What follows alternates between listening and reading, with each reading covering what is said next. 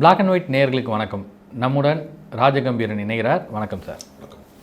திரைப்படத்துறையில் இன்னைக்கு வெற்றிமாறன் ஒரு தவிர்க்க முடியாத அளவுக்கு உயரத்தை எட்டிருக்கிறார். நிறைய திரைக்கலைஞர்கள், நடிகர்கள், நடிகைகள் வெற்றிமாறன் திரைப்படத்தில் நடிக்கிறத ஒரு பெரிய பேராக கருதுகிறாங்க. அந்த அளவுக்கு வெற்றிமாறன் மற்றவர்களை விட எப்படி வித்தியாசப்பட்டிருக்கிறார்? என்ன சிறப்புக்குரிய விஷயங்களை திரைத்துறையில் சாதித்திருக்கிறார்? தமிழ் சினிமாவில் பாலு மகேந்திராவினுடைய மாணவர்கள் ஏற்படுத்திய தாக்கம் என்று ஒரு தனி வரிசை உண்டு. தமிழ் சினிமாவிலே இயக்குநர்களினுடைய தாக்கம் என்பது ஏறத்தாழ ஸ்ரீதர் காலத்திலே இருந்து பாலச்சந்தர், மகேந்திரன், பாரதி ராஜா, இப்படி ஒரு பெரிய வரிசை இருக்கிறது. பாக்யராஜ், மணிவண்ணன், பின்னாடி ஒரு நவீன சினிமாவின் முகமாக மாறிய மணிரத்னம் என்ற ஒரு பெரிய வரிசை இருக்கிறது. மற்ற இயக்குநர்களிடமிருந்து வெற்றிமாறன் எங்கே வித்தியாசப்படுகிறார்னா, பாலு மகேந்திராவிடமிருந்து யதார்த்த திரைப்படங்களை, அசலான திரைப்படங்களை, உலக திரைப்படத்தில் பெரிய பெரிய விருதுகள் பெறக்கூடிய திரைப்படங்களினுடைய அந்த அசல் தன்மையை பாலு மகேந்திராவிடம் கற்றுக்கொண்டார். பாலு மகேந்திரா செய்யாத ஒன்றை அவர் திரைப்படங்களில் செய்தார். அது என்னன்னா, அவர் யதார்த்தத்தினுடைய ஒரு இயல்பான ஒரு வாழ்க்கையினுடைய ஓட்டத்திற்குள்ள ஒரு கதை சொல்வதில் ஒரு எமோஷ்னலான ஒரு கதை சொல்வது, சென்டிமெண்ட்டாக ஒரு கதை சொல்கிறது, அப்படி தான் ஒரு காதல் கதைகளை கையாள்வது, அப்படி தான் ஒரு மூன்றாம் பிறை, ஒரு வீடு கட்ட ஒருத்தன் தவிக்கிற ஒரு மிடில் கிளாஸுடைய நடுத்தர வர்க்கத்தின் போராட்டம் தான் வீடு மாதிரி படங்கள். சந்தியாராகம், முதுமையினுடைய வாழ்க்கையில் புறக்கணிக்கப்படக்கூடிய மனிதர்களின் கதை, இப்படிப்பட்ட வரிசைகளை பாலு மகேந்திரா தொடர்ந்து அழியாத கோலங்களில் ஒரு குழந்தை பருவத்தில் ஏற்படக்கூடிய, காதல் அரும்புகிற பருவத்தில் இருக்கக்கூடிய சின்ன சின்ன சேட்டைகள், இப்படிப்பட்ட திரைப்படங்களை எல்லாம் உறவு நிலை சார்ந்த படங்களை அவர் எடுக்கிறார். ஆனால் வெற்றிமாறன் என்ன செய்கிறார்னா, வன்முறையின் யதார்த்தத்தை கையில் எடுக்கிறார். இதை தொடக்கத்தில் பாலா அவர்களுடைய படங்களில் வன்முறையின் குரூரம் வெளிப்பட்டது.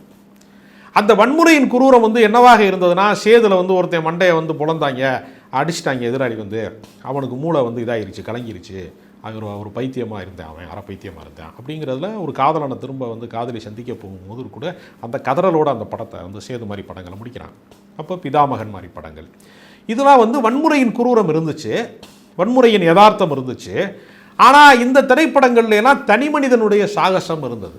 ஹீரோயிசத்துக்கான மெட்டீரியல் தான் இந்த வன்முறை என்பது. ஆக்ஷன் படம்னு நம்ம கௌரவமாக சொல்லிக்கிட்டாலும் அவை அத்தனையுமே கொடிய வன்முறையை சுட்டுகிற படங்கள் தான், சண்டை காட்சிகளுக்கான படங்கள் தான். காலங்காலமாக சண்டை காட்சிக்கான படங்களை ரசிகர்கள் விரும்பி பார்ப்பாங்க. ஏன்னா சொந்த வாழ்க்கையில் நம்மளை பாதித்தவர்களை, நமக்கு அநீதி இழைத்தவர்களை, நம்மளை தோற்கடித்தவர்களை நம்மளால் திருப்பி அடிக்க முடியாது. சினிமாவில் அது சாத்தியமாகுது. அந்த கற்பனை யதார்த்த வாழ்க்கையில் நிகழாத ஒன்றாக இருக்கும்போது அது ஒரு மேஜிக்காக மாறும். எப்போவுமே சண்டை காட்சிகளுக்கு, ஆக்ஷன் காட்சிகளுக்கு எல்லா காலத்துலையுமே ஒரு வரவேற்பு உண்டு. இவர் என்ன செய்துட்டார்னா, இந்த வன்முறையின் குரூரம், வன்முறையின் யதார்த்தத்தை தனி மனிதனுக்கு பாலா பயன்படுத்தினார்.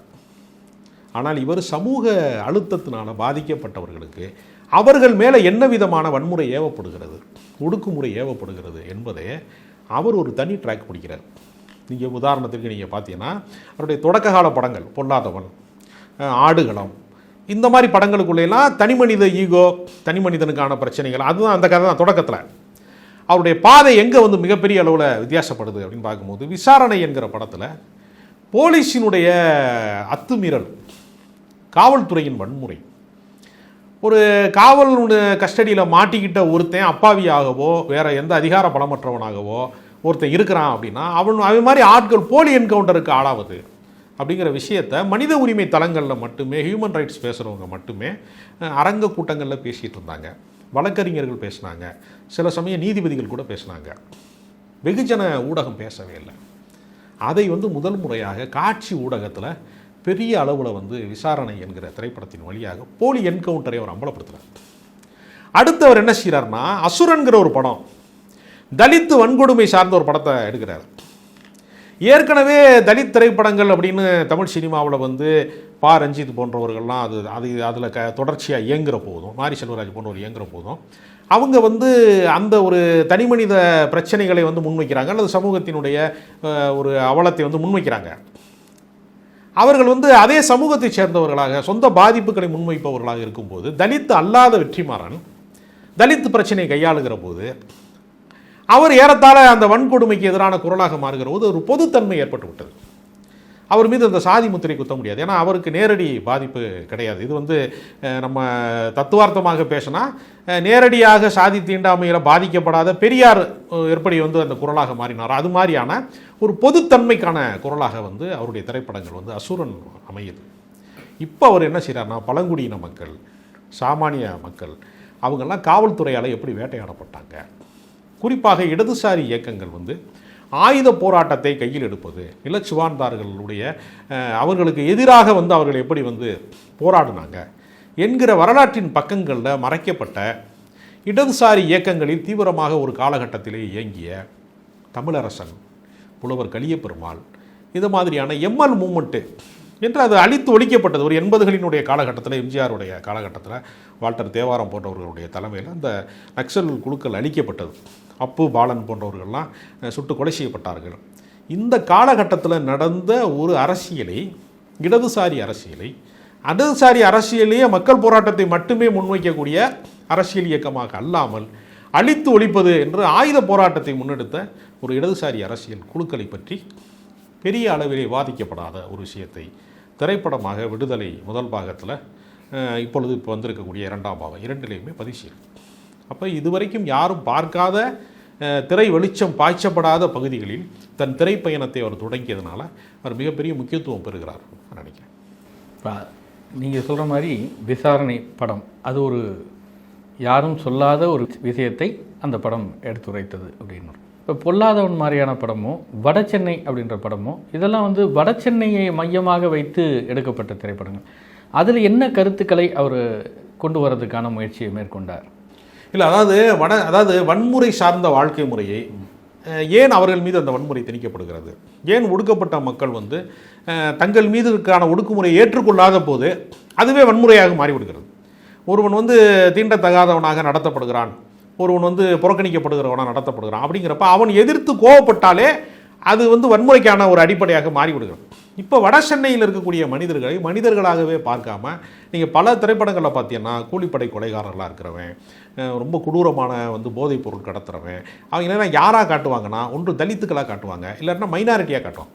வில்லனுக்கு பெரும்பகுதி பார்த்தீங்கன்னா பேர்கள்லாம் பார்த்தீங்கன்னா ஆண்டனி அப்படி மாதிரி, பாட்சா, அந்த மாதிரியான படங்கள்லாம் பார்த்தீங்கன்னா ஏறத்தாழ சிறுபான்மை மக்களினுடைய ஒரு பெயராகத்தான் அது ஏறத்தாழ இருக்கும்.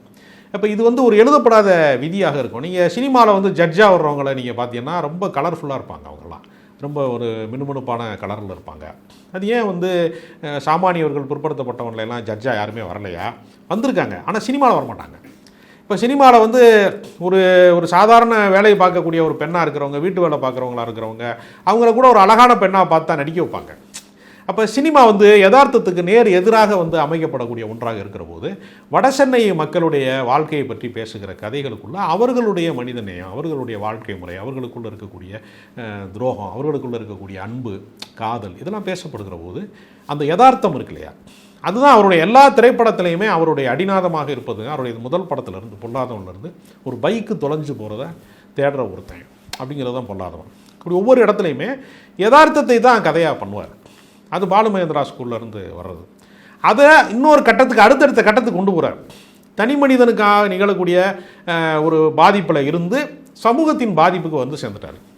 அப்போ தனக்கு நேர்ந்த துயரத்தை தன்னோடு கடத்தாமல் எல்லாருக்குமான துயரமாக மாற்றுகிற ஒரு இடம் ஒன்று இருக்குது.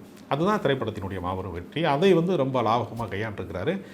தமிழ் சினிமாவில் பாக்கியராஜுக்கு அடுத்து தொடர்ச்சியாக 7 படங்களையும் வெற்றி படங்களாகவே எடுத்த இயக்குனர். ஒரு பெயரிலேயே வெற்றி இருக்கிறனாலே என்னன்னு தெரியல, ஒரு வெற்றி படத்தின் இயக்குனராக அவர் தொடர்ச்சியாக இதுவரைக்கும் தோல்வி படத்தையே பார்க்காதவராக அவர் வெற்றிகரமாக இயங்கியிருக்கார்.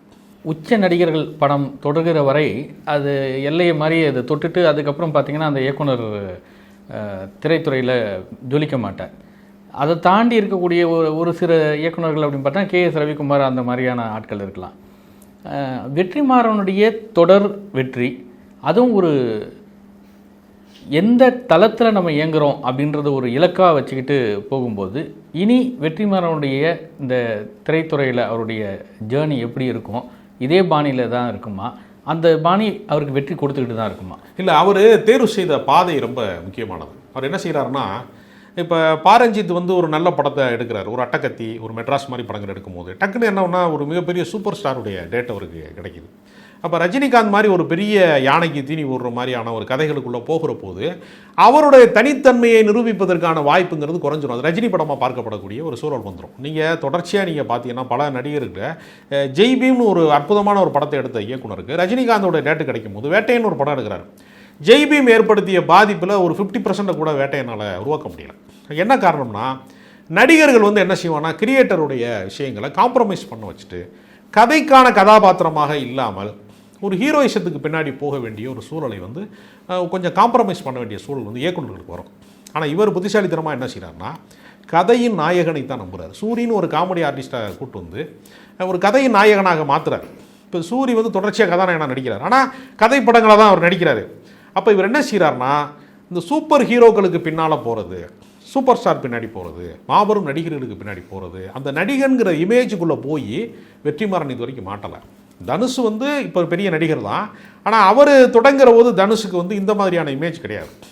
அப்போ அவர் என்ன செய்கிறார்னா தொடர்ச்சியாக கதை மேலே தான் கான்சன்ட்ரேஷன் பண்ணுறாரு, தன்னுடைய திரைக்கதை மீது நம்பிக்கை வைக்கிறாரு, படைப்பின் மீது தான் நம்பிக்கை வைக்கிறாரே தவிர நடிகர்களுடைய முகத்தின் மீது நம்பிக்கை வச்சு ஃபேஸ் வேல்யூ வச்சு ஹீரோ அந்த ஃபேன்ஸை வந்து ஃபாலோவர்ஸ் வச்சு அதை நோக்கி அவர் போகிறார். அதனால் அவர் வணிக சினிமா தான் எடுக்கிறாரு. ஆனால் வணிக சினிமாவினுடைய ஏற்கனவே எழுதப்பட்ட இலக்கணங்களை உடைத்துட்டு அவர் ஒரு புதிய முயற்சி பண்ணுறாரு. டைரக்டர் ஃபிலிம் பண்ணுறாரு, ஹீரோ படம் பண்ணால். அது ஒரு அவருடைய வெற்றிக்கு மிக முக்கியமான காரணம். அதிகமாக வெற்றிமாறனுடைய படங்களில் நடித்தவர் அப்படின்னு பார்க்க போனால் தனுஷ் இருக்கிறாரா? ஏன்னா பொல்லாதவன், ஆடுகளம், அசுரன் இது எல்லாமே தனுஷ் இருக்கிறாரு. ஸோ தனுஷுக்கும் வெற்றிமாறனுக்குமான அந்த கெமிஸ்ட்ரி எப்படி? இல்லை, அது பாலுமகேந்திரா வந்து அது ஒரு கணாக்காலம் அப்படின்னு ஒரு படத்தை வந்து எடுக்கிறாரு. இந்த படம் வந்து வெற்றி பெறலை, தனுஷ் வச்சு தான் அவர் எடுக்கிறாரு. அதில் அவருக்கு ஏற்பட்ட நட்பின் காரணமாக அவர் பொல்லாதவன் டேட் வாங்குறாரு. பொல்லாதவனுக்கு பின்னாடி நீங்கள் சொல்கிறது மாதிரி எல்லாமே தனுஷ் படங்கள் தான். ஏறத்தாழ சூரன் வரைக்குமான தனுஷ் படங்கள் தான். அவர் ஆடுகளம், வட சென்னை எல்லாமே தனுஷ் படம் தான். அப்புறம் தனுஷை தாண்டி அவர் வரவே இல்லை என்கிற விமர்சனம் வருகிற போது தான் அவர் விசாரணைங்கிற ஒரு படத்தை வந்து அட்டகத்தி தினேஷ் வச்சு அவர் எடுக்கிறாரு. அதுக்கு பின்னாடி அவர் வெளில வந்து சூரியை வச்சு எடுத்துட்டார். இப்போ விஜய் சேதுபதி படமாக மாறிடுச்சு இந்த விடுதலை 2. அப்போ ஆர்டிஸ்ட்டை தாண்டி ஒரு இயக்குனராக வந்து ஜொலிக்கிறார். நீங்கள் பாரதி ராஜா மாதிரி இயக்குனர்கள், பாலு மகேந்திரா மாதிரி இயக்குனர்கள், மகேந்திரன் யாருமே ஹீரோ பின்னாடி போகல. ரஜினிகாந்த் வந்து தொடக்க நிலையில் இருக்கும்போது மகேந்திரன் வந்து அவரை வச்சு படம் எடுத்தார். தொடக்க நிலையில் தான் பாலச்சந்தர் அவரை வச்சு படம் எடுத்தார். கமலஹாசனை கூட பாரதி ராஜா தொடக்க நிலையில் தான் எடுத்தார். பின்னால் வந்து அவங்க என்ன செய்கிறாங்கன்னா ஒரு மண்வாசனை மாதிரி படத்துக்கு ஒரு பாண்டியன் மாதிரி புதுமுகத்தையும், கிழக்கு சீமையில மாதிரி ஒரு படத்துக்கு பெரிய மார்க்கெட் வேல்யூவே இல்லாமல் இருந்த ஒரு விஜயகுமாரை வச்சோம். இப்படித்தான் அவங்க அவருடைய பயணம் அமையுது. வில்லனா நடித்த சத்யராஜை கொண்டு வந்து கடலோர கவிதைகள், வேதம் புதிது மாதிரி. அப்போ அவங்க நடிகர்களுக்கு பின்னாடி போகவே இல்லை. இந்த நடிகர்களுக்கு பின்னாடி போகும்போது தான் ரெகுலர் சினிமாவில் போய் மாட்டிக்குவாங்க. அப்போ ஏற்கனவே சொல்லப்பட்ட கதைகள், ஏற்கனவே உள்ள மசாலாக்களுக்குள்ள படம் எடுக்கும்போது தனித்தன்மையை வந்து இயக்குனர்கள் இழந்துருவாங்க. அந்த காம்ப்ரமைஸ்க்குள்ளே ஒரு இயக்குனர் போகாத வரைக்கும் ஒரு உயிர்ப்புள்ள ஜீவனான படங்களை எடுக்க முடியும். அந்த மெத்தடை வந்து அவர் பாலு மகேந்திராவை பின்பற்றி சிறப்பாக செய்கிறார். நன்றி சார். மற்ற நேரம் சந்திப்போம்.